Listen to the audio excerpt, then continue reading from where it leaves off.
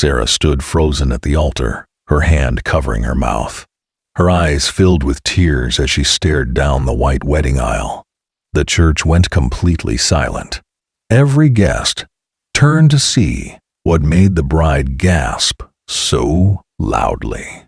The little boy holding the ring pillow stopped walking. He looked confused. The music stopped playing. Sarah's fiancé, Mark, reached for her arm. "Sarah? What's wrong?" Before we begin the story, comment below where you're watching from. Enjoy the story. Please subscribe to my channel for more sweet videos like this. Let the story continue, but Sarah couldn't speak. She couldn't move. She just stared at the 5-year-old ring bearer with brown curly hair and bright green eyes. The same eyes she saw in her dreams every single night for the past 3 years. "No," she whispered. "It can't be... Tyler?"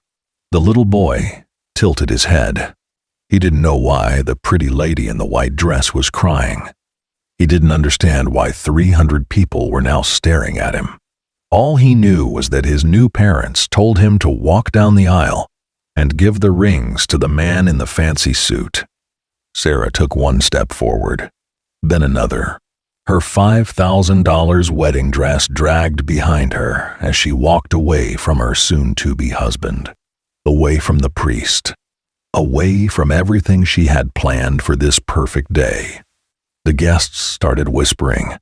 Mark's mother grabbed her husband's hand. Sarah's best friend, Emma, stood up from her seat, her face full of worry. "Sarah!" Mark called out, but she didn't hear him. Sarah knelt down in front of the little boy. Her hands were shaking as she reached out to touch his face. The boy stepped back, scared of this crying stranger. "Tyler!" Sarah said again, her voice breaking. "Baby, is it really you?" The church erupted in confused whispers. Nobody understood what was happening. This was supposed to be the happiest day of Sarah's life. Instead, the wedding had stopped completely, and the bride was on her knees in the middle of the aisle, crying over the ring bearer. But to understand why this moment broke the internet, why millions of people would cry watching the video that Mark's cousin was secretly recording, we need to go back. Back to 3 years ago, when Sarah's life fell apart. 3 years earlier, Sarah was a different person. She wasn't a bride planning the perfect wedding. She was a struggling 23-year-old single mom, working 2 jobs just to keep food on the table. Her son Tyler was only 2 years old then. He had the most beautiful green eyes and curly brown hair that bounced when he laughed.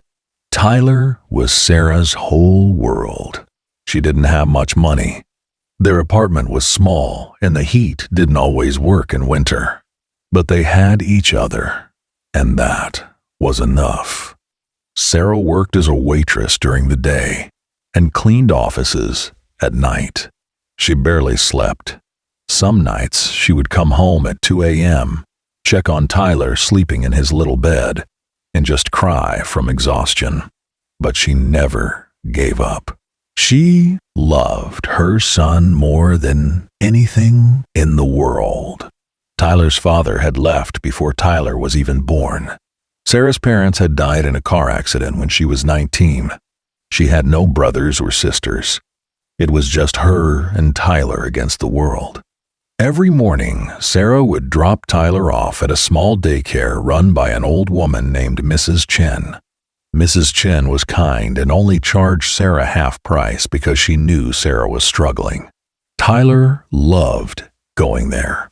He would laugh and play with the other kids, and Mrs. Chen would give him extra cookies.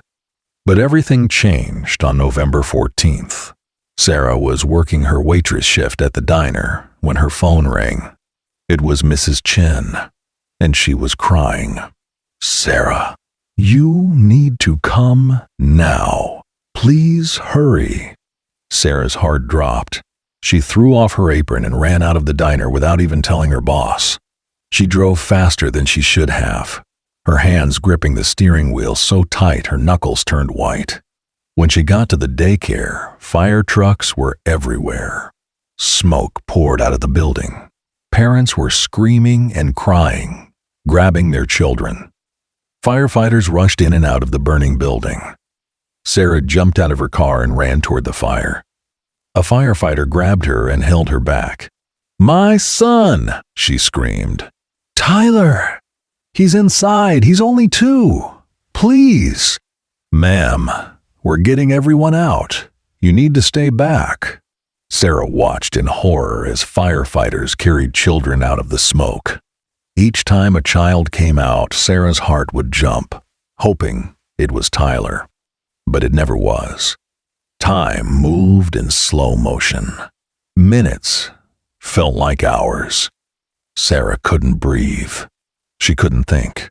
All she could do was pray. Finally, a firefighter came out carrying a small bundle wrapped in a blanket. Sarah broke free from the person holding her and ran forward. But when the firefighter pulled back the blanket, it wasn't Tyler. It was a little girl with blonde hair.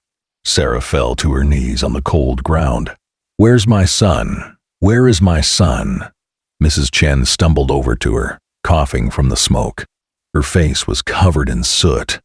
"Sarah, I'm so sorry. I tried to count all the children. I thought I got everyone out.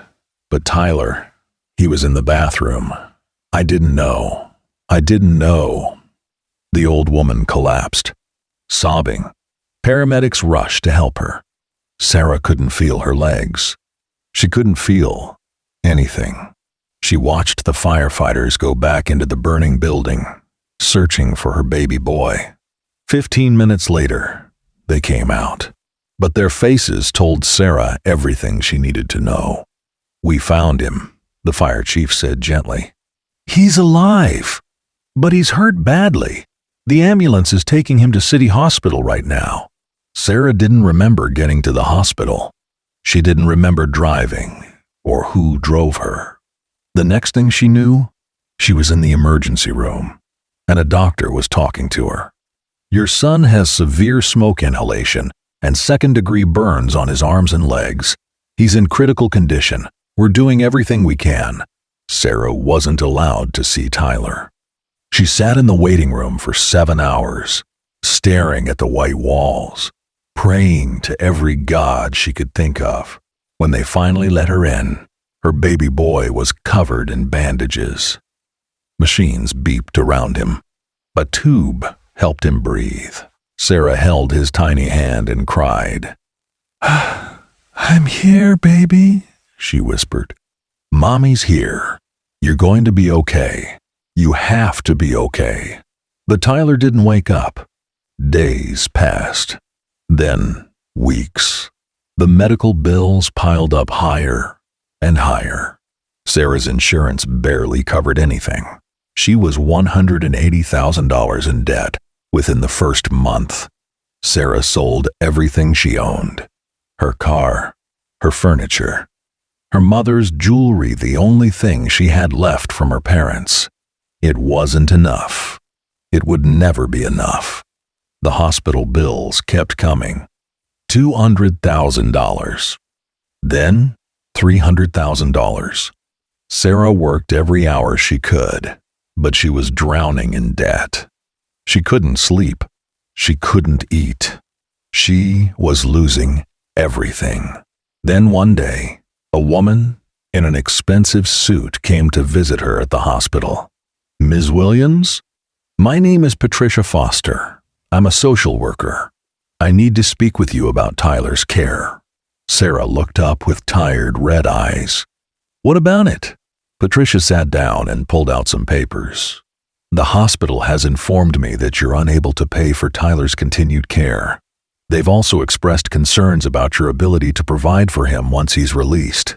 "What are you saying?" "What?" Sarah's voice shook. "I'm saying that Child Protective Services is considering whether Tyler should be placed in foster care, somewhere he can receive proper medical attention and a stable home environment." "No! No!" Sarah jumped up. "You can't take my son. He's all I have." "Ms. Williams, please sit down. I know this is difficult. You don't know anything." Sarah was crying now. "I'm his mother. I would die for him. You can't take him away from me." Patricia's face was cold and professional. "Can you afford his medical care?" Sarah opened her mouth, but no words came out. "Can you provide him with a stable home? Can you even afford rent right now?" I can work more. I can." "You're already working 2 jobs and you're still $400,000 in debt. Tyler will need years of medical care, physical therapy, counseling. Can you give him that?" Sarah felt her world crumbling. She looked through the glass window at her son lying in that hospital bed, still not awake. The machines that kept him alive beeped steadily. "Please," Sarah begged. "Please don't take him. He's my whole world. I'll figure it out, I promise." But Patricia had heard these promises before. She'd seen too many struggling parents who loved their children but couldn't provide for them. "I'll give you 2 weeks to show improvement in your financial situation. If things don't change—" She didn't finish the sentence. She didn't have to.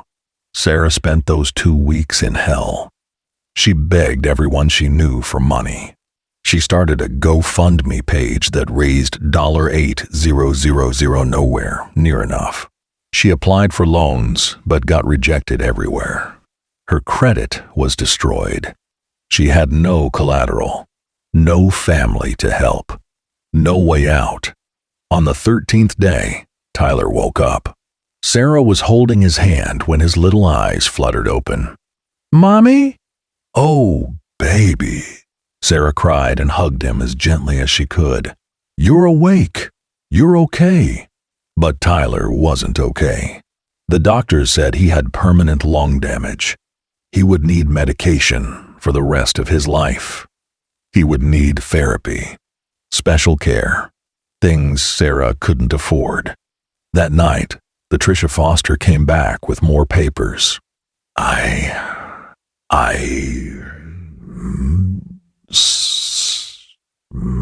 I'm CPS, but Myler be place. Wall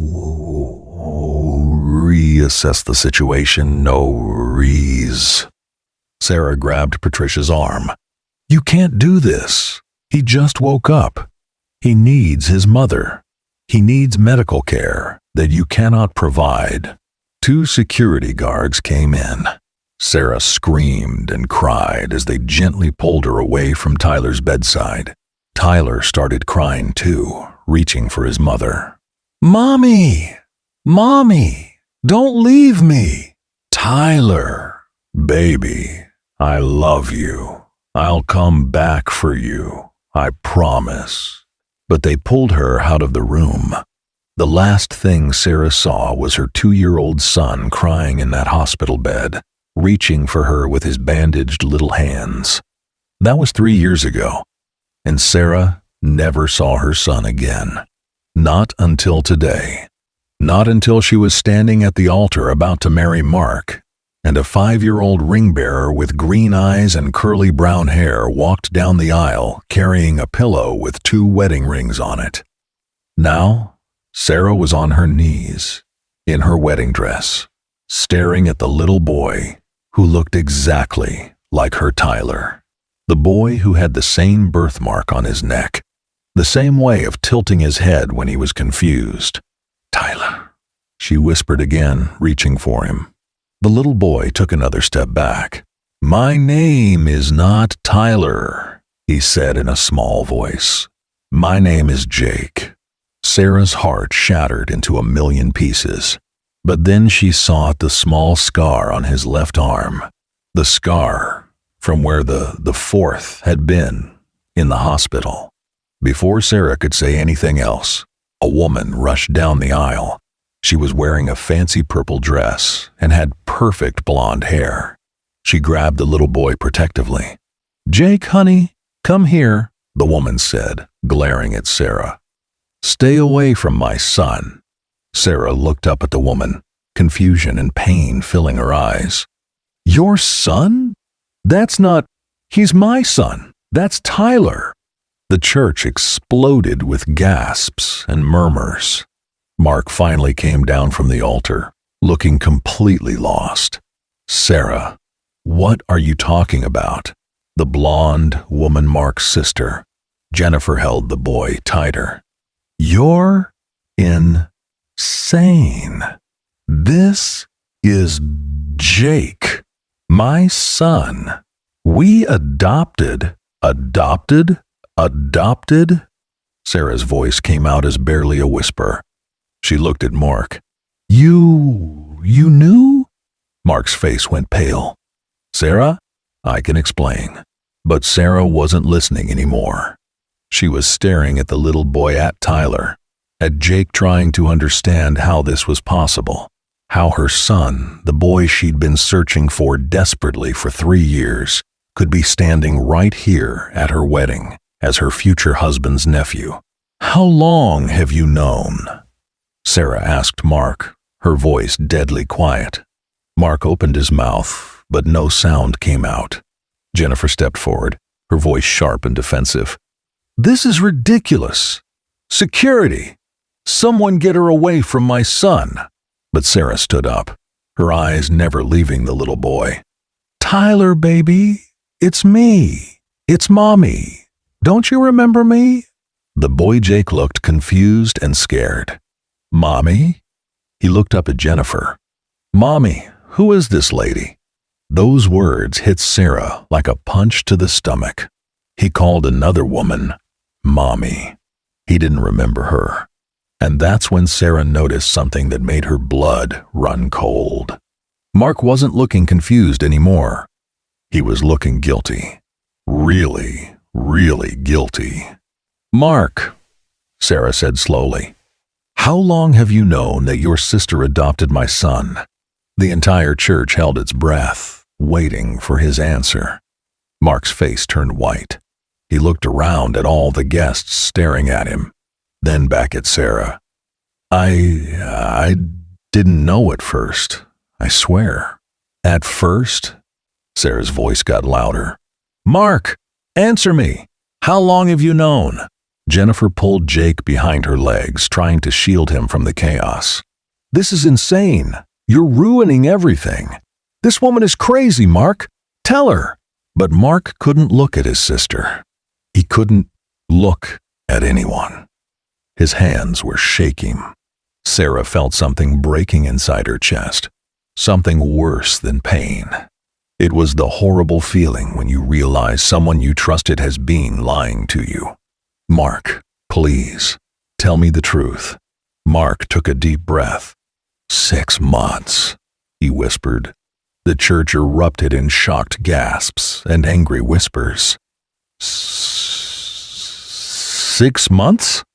Sarah repeated, her voice breaking. "You've known for 6 months that your sister adopted my son? The son I told you about? The son I've been looking for? The son I cry about every single night? Sarah, let me explain." "No!" Sarah's scream echoed through the church. "I told you everything. I told you about Tyler on our 3rd date. I showed you his pictures. I told you how child services took him. I told you I've been searching for him for 3 years. Tears poured down her face, ruining her makeup, but she didn't care. Nothing mattered except the little boy standing behind Jennifer, looking scared and confused. "I trusted you," Sarah sobbed. "I loved you. And you knew where my son was and you didn't tell me?" Mark stepped toward her. "It's not that simple." "Not that simple?" Sarah laughed, but it wasn't a happy sound.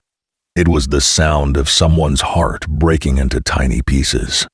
"My son! You knew where my son was." Emma, Sarah's best friend, stood up from her seat. "Mark, what is wrong with you?" Other guests started standing up too. Mark's cousin stopped recording on his phone, too shocked to keep filming. Mark's own parents looked horrified. Jennifer's voice cut through the noise. "Everyone needs to calm down. Sarah, I understand you're upset, that Jake is my son now, legally. We went through the proper adoption process." Sarah turned to face Jennifer. "Proper? You adopted my son. He was in foster care. His mother abandoned him. I didn't abandon him." Sarah screamed so loud that Jake started crying. "They took him from me. I was trying to get him back. I was working 3 jobs. I was doing everything I could." Jennifer's face was cold. "Well, it wasn't enough, was it?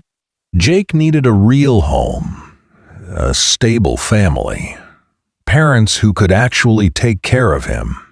Those words felt like knives. Sarah had heard them before from social workers, from judges, from everyone who decided she wasn't good enough to keep her own son. "I'm his mother," Sarah said, her voice shaking. "I carried him for 9 months. I held him when he was born. I was there for his first steps, his first words. I loved him when nobody else did." "And then you lost him," Jennifer said cruelly. "Because you couldn't provide for him. I can. My husband and I have a beautiful house, good jobs, and we can give Jake everything he needs, everything you couldn't give him." Sarah felt like she'd been slapped. She looked at Mark. "Did you know about this? Did you know your sister was going to say these things to me?" Mark looked down at his expensive shoes. He'd spent $800 on those shoes for the wedding. Sarah had thought it was too much money, but Mark said nothing was too expensive for their special day. Their special day. What a joke. "Mark," Sarah demanded, "look at me." Finally, Mark looked up. There were tears in his eyes, too. "I'm sorry. I'm so sorry." "Sorry isn't a no. How did Jennifer end up with my son?" Mark took a shaky breath. 2 years ago, Jennifer and her husband David were looking to adopt. They went through an adoption agency. They saw Jake Tyler in the foster system. They fell in love with him and started the adoption process. "And you knew who he was?" "Ugh," Sarah asked. "No, not then.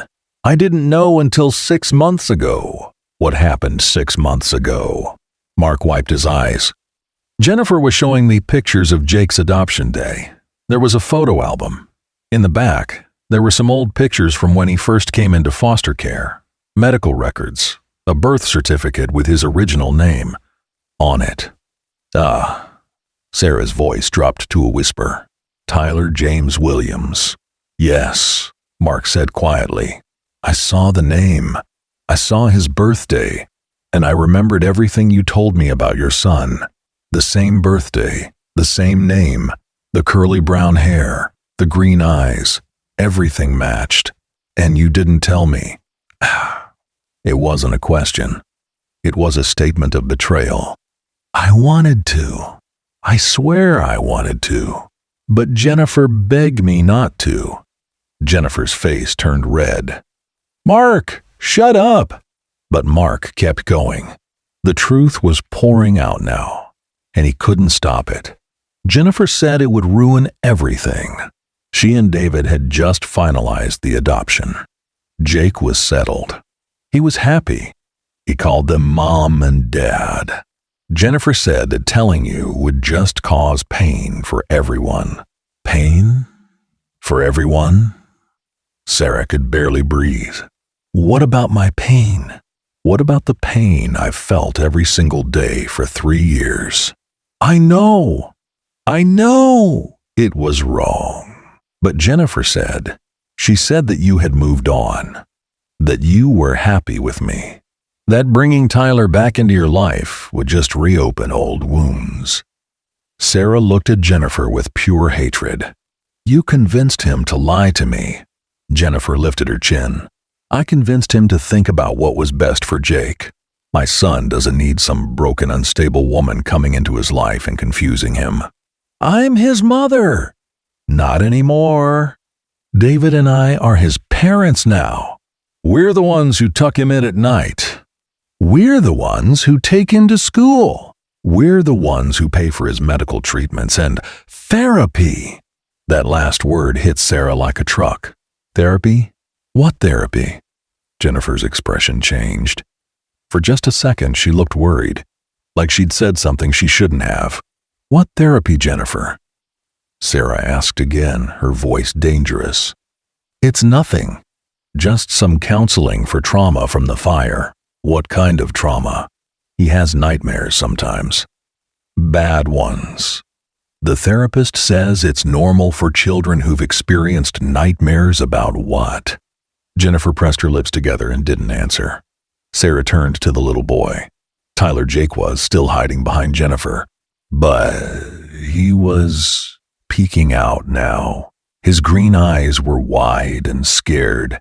Sarah knelt down slowly, making herself smaller so she wouldn't frighten him. Jake, sweetie, can you tell me about your nightmares? Don't talk to him, Jennifer snapped. But Jake spoke in a tiny voice. I dream about a fire and smoke and someone calling my name. Sarah's heart clenched. What name do they call? Tyler, the little boy said. Someone keeps calling for Tyler. A lady with sad eyes. She's always crying. The church was completely silent. Everyone was listening to this little boy describe dreams about his past life. His real life, with his real mother. Do you know who the lady is? Sarah asked gently. Jake shook his head. No. But she seems really sad. And really nice. And she has the same eyes as you. Tears rolled down Sarah's cheeks. Baby, that lady is... That's enough. Jennifer grabbed Jake and picked him up. We're leaving. David. Where's David? We're leaving right now. A tall man in an expensive suit pushed through the crowd. He must be Jennifer's husband, David. He looked confused and angry. What's going on? Jennifer, what's happening? We're leaving. This crazy woman is trying to take our son. I'm not crazy. Sarah stood up. That's my son. His name is Tyler. He was taken from me 3 years ago. Your wife adopted him and has been keeping him from me. David looked shocked. What? Jennifer, what is she talking about? Don't listen to her. She's just some woman Mark used to know. She abandoned her kid and now she wants him back because we gave him a good life. I didn't abandon him. Sarah turned to the crowd of wedding guests. 300 people were watching this disaster unfold.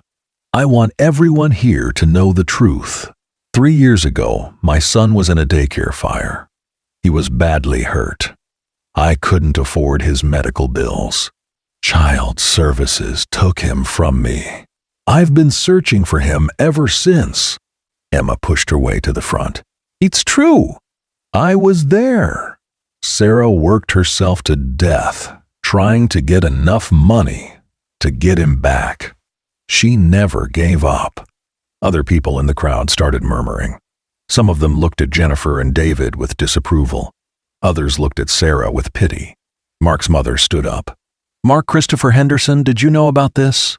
Mark looked at his mother, then at Sarah, then at Jennifer.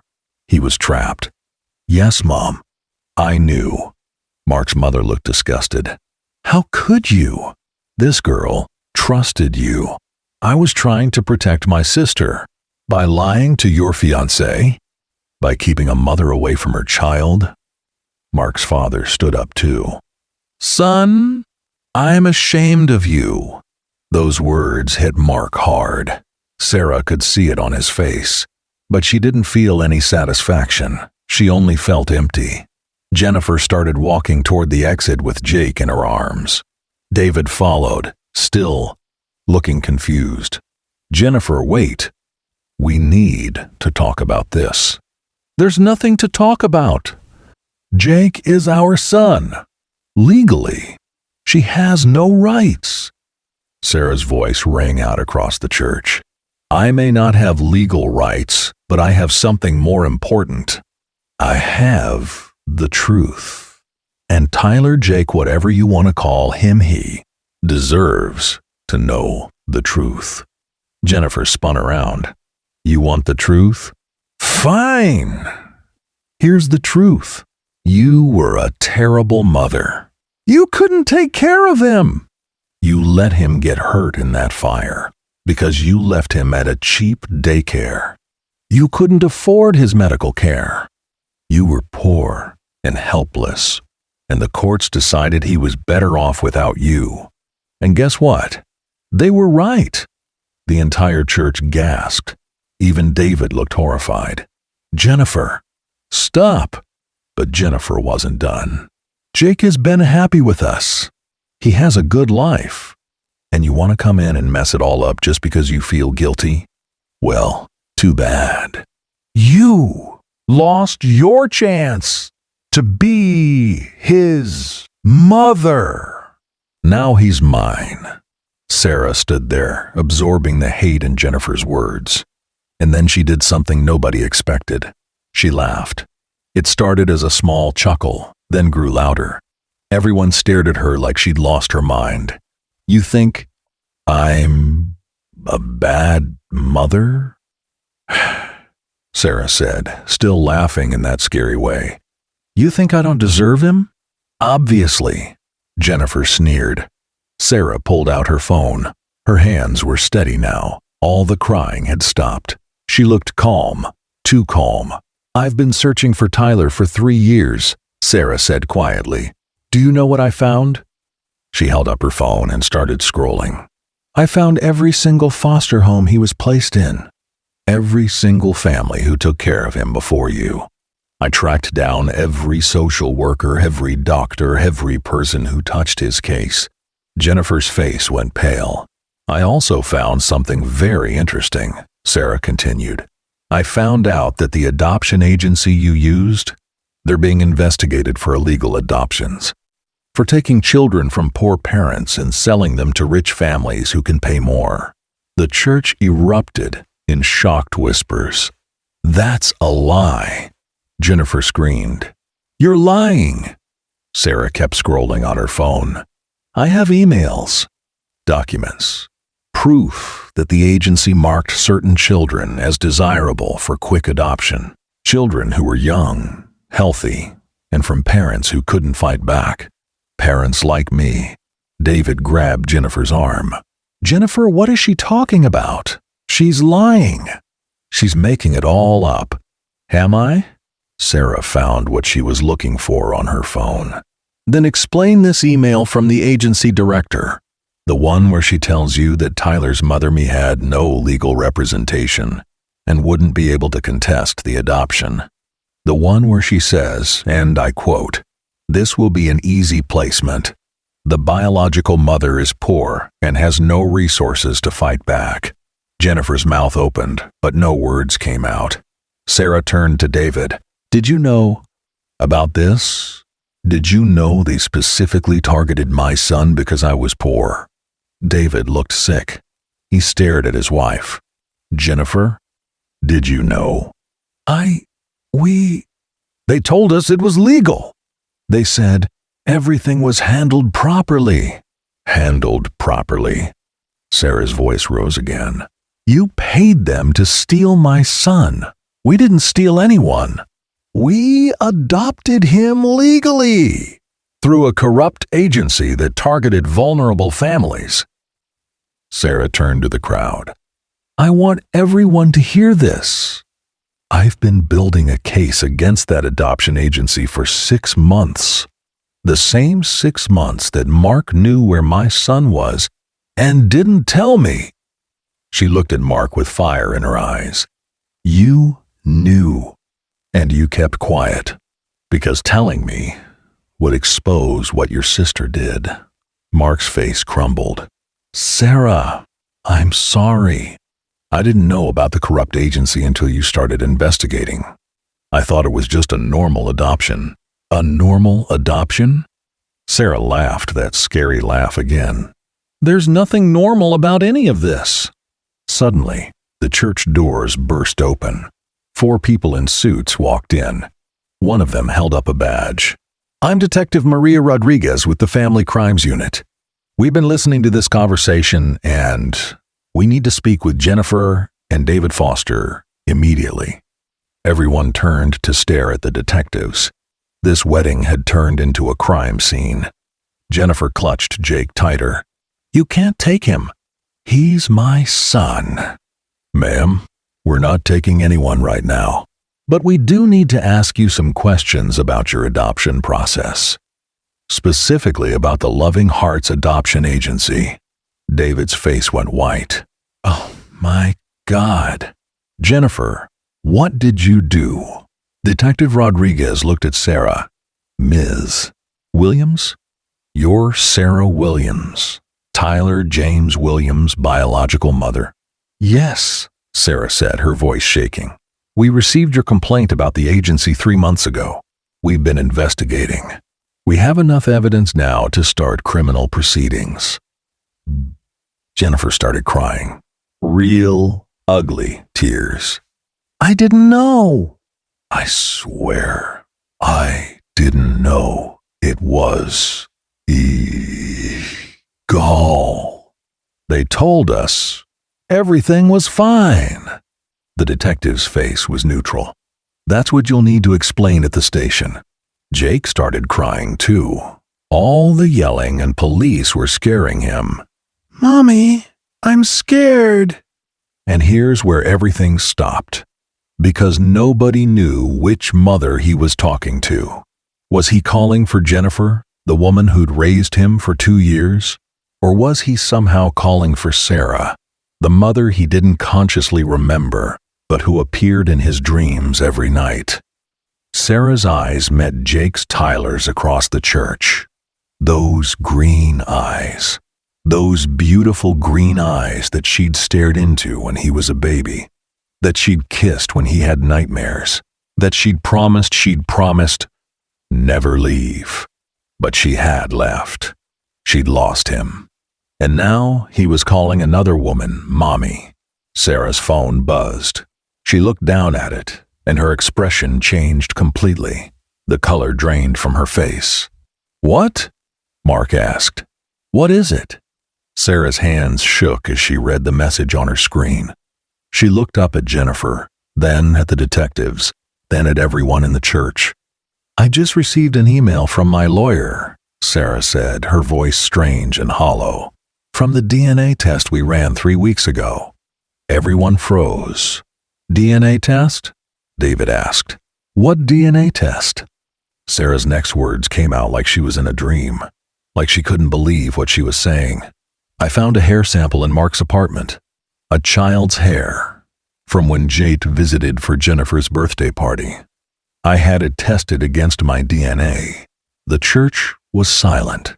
So silent you could hear people breathing. And?" Detective Rodriguez asked. Sarah looked directly at Jake Tyler, the little boy at the center of this disaster. The little boy who might or might not be her son. "The test came back," Sarah whispered. The detective stepped closer. "Ms. Williams, what did the test say?"